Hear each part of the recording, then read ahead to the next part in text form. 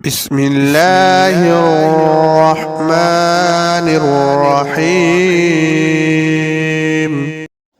سیدنا ابو حریرہ رضی اللہ عنہ بیان کرتے ہیں، ایک دن رسول اللہ صلی اللہ علیہ وسلم نے حضرت داؤد اور حضرت سلیمان علیہ السلام کے زمانے کا یہ واقعہ بیان فرمایا۔ دو عورتیں کہیں جا رہی تھیں، ان کے ہمراہ ان کا ایک بچہ بھی تھا۔ راستے میں بھیڑی نے ان میں سے ایک کے بچے کو اچک لیا اور بھاگ گیا۔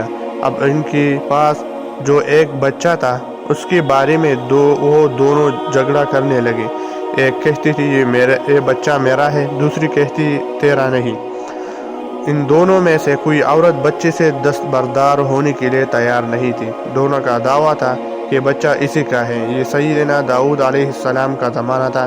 لوگ اپنی الجھی ہوئی مسائل سلجھانے کے لیے سیدنا داؤد علیہ السلام کی خدمت میں آتی تھی۔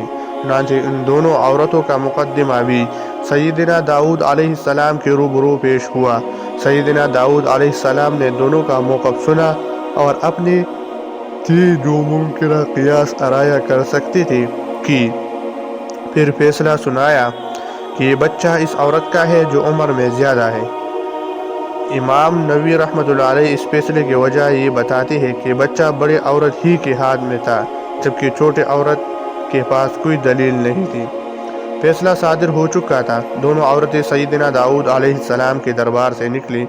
ان کا گزر حضرت داؤد علیہ السلام کے صاحبزادے سیدنا سلیمان علیہ السلام کے پاس سے ہوا۔ انہوں نے عورتوں سے پوچھا، میرے والد نے تمہارے بارے میں کیا فیصلہ سنایا ہے؟ عورتوں نے سارا ماجرا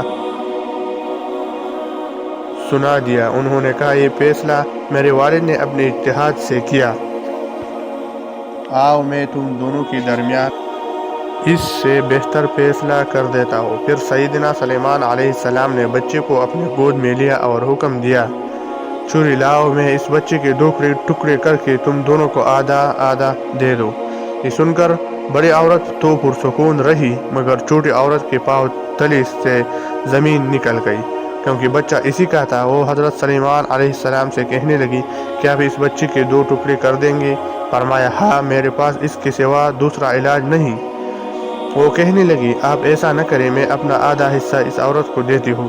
چھوٹی عورت کی یہ بات سن کر سیدنا سلیمان علیہ السلام معاملے کی حقیقت سمجھ گئی اور فیصلہ سنا دیا، یہ بچہ اسی چھوٹی عورت کا ہے، بڑی عورت کا نہیں، اس لیے یہ بچہ چھوٹی عورت کے حوالے کر دیا جائے۔ اس حکم کی تعمیل ہوئی اور بچہ چھوٹی عورت کے حوالے کر دیا گیا۔